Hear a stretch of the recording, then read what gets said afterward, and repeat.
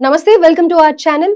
AP deputy CM Pawan Kalyan గారు ఈసారి ప్లీనరీని పిఠాపురంలో ప్లాన్ చేశారు. దీని గురించి డిస్కస్ చేద్దాం. ప్రస్తుతం మనతో పాటు సీనియర్ జర్నలిస్ట్ కిరణ్ పోల్దాస్ గారు ఉన్నారు. నమస్తే సార్. నమస్తే అండి. సార్, సో ప్లీనరీ ఈసారి పిఠాపురంలో ప్లాన్ చేయడానికి గల కారణం ఏంటి? పవన్ కళ్యాణ్ గారు ఎన్నికల ముందు మీరు ఒకసారి ఆయన చేసిన స్పీచెస్ మీరు గమనిస్తే, దేశంలో ఒక ఎమ్మెల్యే ఎలా ఉండాలో చేసి చూపిస్తా అన్నారు. అలాగే ఒక నియోజకవర్గం అంటే ఎలా ఉండాలి అనేది ఒక మోడల్ నియోజకవర్గంగా పిఠాపురాన్ని చేసి చూపిస్తా అని ఆయన హామీ ఇచ్చారు. చెప్పిన మాటని తూచా తప్పకుండా పాటించే వ్యక్తిగా మనం పవన్ కళ్యాణ్ గారిని చూడొచ్చు. అందులో భాగంగానే ఆయన ఇవాల్టి వరకు పిఠాపురంలో 12 రకాల అభివృద్ధి కార్యక్రమాలు గత 6 నెలలుగా చేసుకుంటూ వచ్చారు. రోడ్లు వేయించారు, మంచినీటి సౌకర్యం కల్పించారు, స్కూళ్లను బాగు చేశారు, హాస్పిటల్ 30 పడకల హాస్పిటల్ 100 పడకల ఆసుపత్రిగా డెవలప్ చేస్తున్నారు. పిఠాపురం డెవలప్మెంట్ అథారిటీ ఏర్పాటు చేశారు. పక్కన ఒక ఎయిర్పోర్ట్ కూడా తేవటానికి కృషి జరుగుతూ ఉంది. సో ఒక రకంగా చెప్పాలి అంటే పిఠాపురంని ఒక మహర్దశ పిఠాపురానికి రాబోతోంది అనొచ్చు. సో అందులో భాగంగా మొట్టమొదటిసారి ఆయన ఎమ్మెల్యేగా శాసనసభకి ఎవరు పంపించారు? పిఠాపురం వాళ్ళు పంపించారు. కాబట్టి ఆయన ఒక కృతజ్ఞతాపూర్వకంగా పిఠాపురంలో ఈసారి ప్లీనరీ నిర్వహించాలి. ప్లీనరీ అంటే నథింగ్ బట్ జనసేన ఆవిర్భావ దినోత్సవం. సో అది నిర్వహించాలని నిర్ణయం తీసుకున్నారు. పిఠాపురానికి దేశవ్యాప్తమైన ప్రచారం ఇప్పుడు వచ్చేసింది ఆల్రెడీ. ఆయన అంటున్నది ఏంటంటే పిఠాపురాన్ని నేను ఒక టెంపుల్ టౌన్ చేస్తాను. టెంపుల్ టౌన్ చేయాలంటే దానికి అదొక పిఠాపురం ఉందని తెలియాలి కదా అందరికీ. ముందు టెంపుల్స్ని అభివృద్ధి చేయాలి. అలాగే జనానికి బయట వాళ్ళకు కూడా పిఠాపురంలో పలానా టెంపుల్ ఉందంటే పిఠాపురంలో పలానా అంటే తెలియాలి కదా. ఈ క్రమంలో ఆయన ఏం చేసినా పిఠాపురానికి ఫోకస్ వచ్చేలా చూసుకుంటున్నారని చెప్పాలి. 10 ఏళ్ళు అయిందండి పార్టీ పెట్టి. 2014 మార్చి 14న పార్టీ ఆవిర్భవించింది. సో ఇప్పుడు 11వ ఆవిర్భావ దినోత్సవం చేస్తున్నారు. సో ఒక దశాబ్ద కాలం అయిందనమాట. ఈ దశాబ్ద కాలంలో సో 11వ ఆవిర్భావ దినోత్సవం కాబట్టి దీన్ని ఘనంగా చేయాలి. అధికారంలోకి వచ్చిన తర్వాత ఎంతో కష్టపడి 10 ఏళ్ళు కష్టపడితే కానీ అధికారంలోకి రాల. కాబట్టి దీన్ని ఘనంగా చేయాలి అని ఆయన భావిస్తున్నారు. అందులో భాగంగానే ఈసారి పిఠాపురం అయితే నన్ను గెలిపించిన ప్రజల మధ్య నేను ఈ వేడుక చేసుకుంటే బాగుంటుంది అని ఆయన నిర్ణయించారు. అది చాలా సముచితమైన నిర్ణయం కూడా ఆయన తీసుకున్నది. ఎస్పెషల్లీ గతంలో ఈ ఆవిర్భావ దినోత్సవం అంటే మార్చి 14 అంటే మార్చి 14న మాత్రమే మీకు చేసేవారు అనమాట. ఒక వేడుకలాగా చేసేవారు. సో అంతకుముందు మనం చూసాం అసలుకి ఆయన ఆవిర్భావ దినోత్సవాల్లో ఆయన తీసుకున్న నిర్ణయాలే ఇవాళ ప్రభుత్వం రావడానికి కారణం అని కూడా మనం చెప్పొచ్చు. ఓటు చీలనివ్వను అన్నాడు 2023 ఐ థింక్. ఆ సమావేశంలో 2023లో మార్చి 14న ఆయన చెప్పిన ప్రసంగం ఏంటంటే మచిలీపట్నంలో జరిగింది అనుకుంటున్నా. ఓటు చీలనివ్వను అన్నారు. ఓటు చీలనివ్వను అని ఆయన చేసిన సంకల్పం ఏదైతే ఉందో ఇవాళ అధికారంలోకి రావడానికి కారణమైంది. సో ఈసారి ఆవిర్భావ దినోత్సవంలో ఏం చెప్తారన్న ఆసక్తి కూడా నెలకొంది. అట్ ద సేమ్ టైం ప్రతిసారి ఒక్కరోజు మాత్రమే జరిగేది. ఈసారి 3 రోజులు చేస్తున్నారు.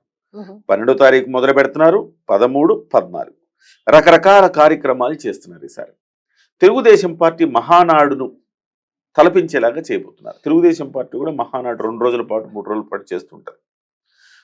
సహజంగా జాతీయ ప్లేనరీలు కూడా కాంగ్రెస్ ప్లేనరీ లాంటివి కూడా ఒక 2 days 3 days జరుగుతాయి.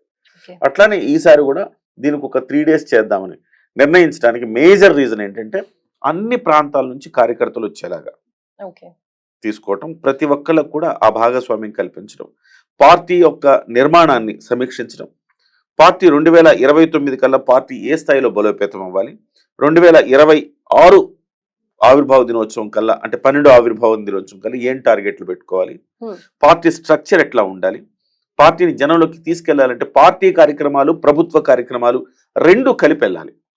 ఈ రెండింటిని ఎట్లా మిక్స్ చేసుకుని వెళ్ళాలి. ప్రభుత్వంలో ఉన్నామని చెప్పి ప్రభుత్వాన్ని ఎక్కువగా పవన్ కళ్యాణ్ గారు ఈ మధ్యకాలంలో ప్రభుత్వ కార్యక్రమాలను చురుగ్గా ఉన్నారు. పార్టీ కార్యక్రమాలు చూస్తే కొంచెం క్వశ్చన్ మార్కే. ఈవెన్ చంద్రబాబు నాయుడు గారు ప్రతి శని ఆదివారాల్లో ఆయన పార్టీ కార్యాలయాల్లో కూర్చుంటున్నారు, కార్యకర్తలతో భేటీ అవుతున్నారు. కానీ పవన్ కళ్యాణ్ గారు ఆ రకమైన కార్యాచరణ తీసుకోవాలి ఇప్పటి వరకు. సో తీసుకోవాలి అంటే ఈ ఆవిర్భావ దినోత్సవం నుంచి అది మొదలవుతుందని చాలా మంది ఆశిస్తున్నారు. రైట్. అంటే పార్టీలో వాళ్ళతో మెంబర్స్ తో మాట్లాడితే వాళ్ళు కూడా ఏమన్నా చేంజెస్ కానీ సూచనలు, ఇంప్లిమెంట్స్ సలహాలు కానీ ఉంటే ఇవ్వచ్చు కదా. చెప్తారు. ఓకే. పార్టీ ఆవిర్భావ దినోత్సవం ఇవాళ ప్లీనరీ కార్యక్రమం అంటే ఎవరైతే పార్టీ కార్యకర్తలు ఉన్నారో ధైర్యంగా చెప్పగలగాలి అని నేను ఆశిస్తున్నా. మ్మ్. ఏ పార్టీ అయినా ప్రజాస్వామ్యయుతంగా నడవాలి, అభిప్రాయాలు చెప్పే అవకాశం ఉండాలి. పవన్ కళ్యాణ్ గారు కూడా ఈసారి ఆ రకమైన స్వేచ్ఛను మరి నాయకులకు కార్యకర్తలకు ఇస్తారని భావిస్తున్నా. అలా గనక ఇస్తే మొట్టమొదట అందరిలో వచ్చే ఒకే ఒక్క ప్రశ్న, మాకు మీతో రీచబిలిటీ ఉండటం లేదు. ఓ. నాయకులు, ఒక సర్పంచ్ ఉన్నాడండి, ఒక ఎంపీటీసీ ఉన్నాడు, ఒక జెడ్పీటీసీ ఉన్నాడు, వాళ్లే రేపు పార్టీని గ్రామ స్థాయిలో బలోపేతం చేసేది వాళ్లే కదా. వాళ్ళు పవన్ కళ్యాణ్ వరకు వెళ్ళాలంటే ఇవాళ మామూలు విషయం కాదు. సో ఇది ఒక డిసప్పాయింట్మెంట్ అని చెప్పొచ్చా? డిసప్పాయింట్మెంట్ అది. అంటే పవన్ కళ్యాణ్ గారు లేకపోతే జనసేన ఫ్యాన్స్ ఏమన్నా అనుకోని నాకు అభ్యంతరం లేదు, కానీ నేనైతే చెప్పదలుచుకుంది ఏంటంటే పార్టీకి సంబంధించి పవన్ కళ్యాణ్ గారిని అప్రోచ్ అవ్వాలంటే చాలా కష్టంగా ఉంది. ఓకే. ఇది ముందు నుంచి కూడా వినిపిస్తుంది ముందు నుంచి అనుకుంటా. కూడా ఉంది. మీరు అధికారంలోకి వచ్చిన తర్వాత మిమ్మల్ని కష్టపడి అధికారంలోకి తీసుకొచ్చారు, ఎన్నో వ్యయ ప్రయాసలు కోర్చారు, అనేక మంది కష్టపడ్డారు. ఈవెన్ అన్ని సెక్టార్ల నుంచి కష్టపడ్డారు. హ్మ్. డాక్టర్స్ వింగ్ అంటారా, లాయర్స్ వింగ్ అంటారా, లేకపోతే వ్యాపారస్తులు అంటారా, వివిధ వర్గాలు, ఈవెన్ మీడియాలో కూడా కొంతమంది బాగా కష్టపడ్డారు. ఓకే. మరి మీరు ఎక్కడ కనీసం కలిసే అవకాశం ఇస్తున్నారా? మీరు హ్మ్.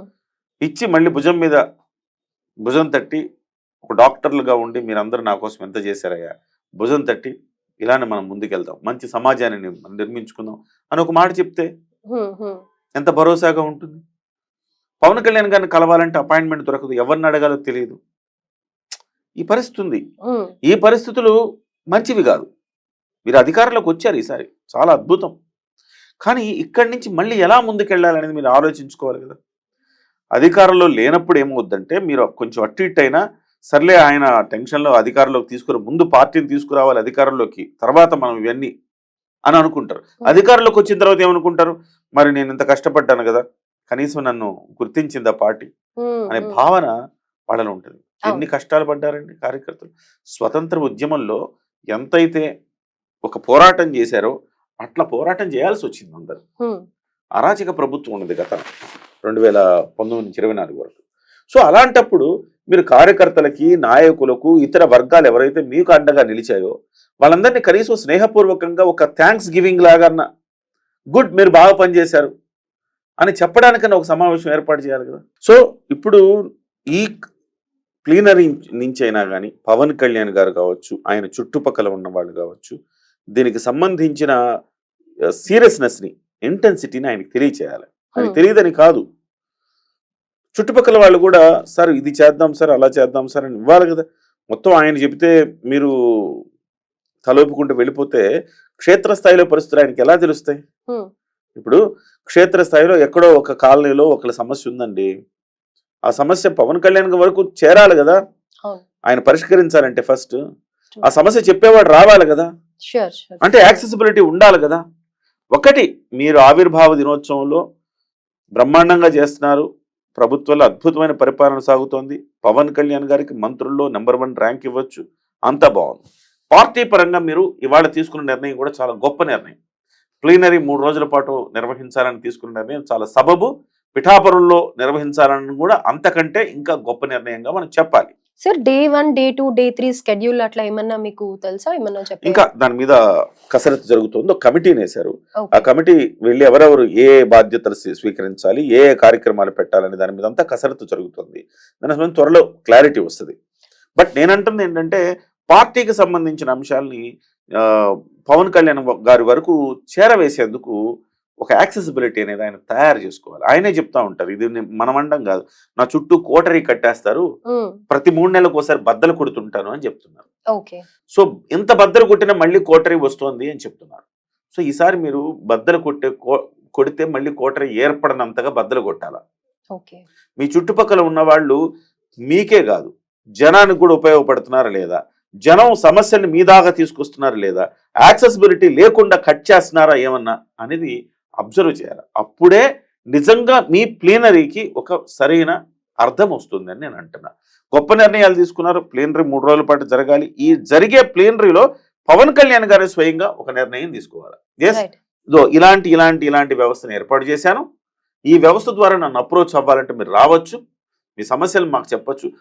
ఒక ఊరు ఉంటుందండి, మనకంటే హైదరాబాద్ సిటీలో ఏం తెలియదు కానీ ఊర్లలో రాజకీయాలు చాలా పవర్ఫుల్గా ఉంటాయి. ఊర్లలో మొత్తం కలిపితే ఒక 1000 గడప ఉంటుంది, 500 గడప 1000 గడప ఉంటాయండి. అలా అందులో రామయ్య ఎవరో లేకపోతే లింగయ్య ఎవరో అంతా తెలిసిపోతా ఉంటుంది మనకి. వాడు ఏ పార్టీయో తెలిసిపోతా ఉంటుంది. సో అన్ని ఓపెన్గా ఉంటాయి. అక్కడ కార్యకర్తలు నిజంగా అక్కడ నాయకులు చాలా ఇబ్బందులు పడుతున్నారు. ఓకే. ఏమన్నా మాట్లాడితే కేసులు పెట్టించారు, గతంలో తరిమి కొట్టారు, ఇళ్ల మీద దాడులు చేశారు. వాళ్ళు ఇవాళ అధికారంలోకి వచ్చింది కదా అంటే కనీసం ఏదైనా ఇప్పుడు కూడా అలా జరుగుతున్న పరిస్థితులు కొన్ని చోట్లనే. మా బాధ మేము చెప్పుకోవాలి అంటే పవన్ కళ్యాణ్ గారి దగ్గరికి యాక్సెస్ ఎక్కడ? అది ఇవాళ క్రియేట్ చేసుకోగలిగితే ఏదో ముక్కుబడిగా మేము ప్లేనరీ చేసామంటే కాకుండా ఇలాగా ఈ ప్లేనరీలో ఈ యొక్క గొప్ప మార్పులు కనుక పార్టీలో తీసుకురాగలిగితే 2029లో పవన్ కళ్యాణ్ గారు సీఎం అవటం. సో సార్, అన్నిటికంటే మించి మీరు అనలిస్ట్ గా ఇలాంటివి కొన్ని చెప్తూ ఉంటారు కాబట్టి మీ వీడియోస్ కూడా చాలా వరకు వైరల్ అవుతూ ఉంటాయి, షేర్స్ వెళ్తూ ఉంటాయి, షార్ట్స్ లో వస్తూ ఉంటాయి. సో మీరు చెప్పిన ఈ పాయింట్స్ ఆయనకు సంబంధించి ఎవరన్నా ఉన్నట్టయితే ఈ వీడియో ఆయన వరకు వెళ్తే బెటర్ అని అనుకుంటున్నాను. ఎందుకంటే కోటరీ దాటి వెళ్ళాలి కదా, వీడియోలైనా కోటరీ దాటి వెళ్ళాలి కదా. ఎవరో ఒకరు ఉంటారు కదా సార్ ఇలాంటివి షేర్ చేసేవాళ్ళు. సో సద్విమర్శలను తీసుకోగలిగినప్పుడే ఎగ్జాక్ట్లీ బహుశా నాకు తెలిసి నేను సమాజ హితం కోసం పనిచేసే జర్నలిస్ట్ని. ఇందులో చాలా మందికి కొన్ని అభ్యంతరాలు ఉండొచ్చు. జర్నలిస్ట్గా 23 ఏళ్లుగా పనిచేస్తున్నాడు ఈయన. అలాంటిది ఒక పార్టీ గురించి ఎక్కువగా చెప్పారు. కూటమి గెలుపు కోసం ఈయన వంతు కృషి చేశారు.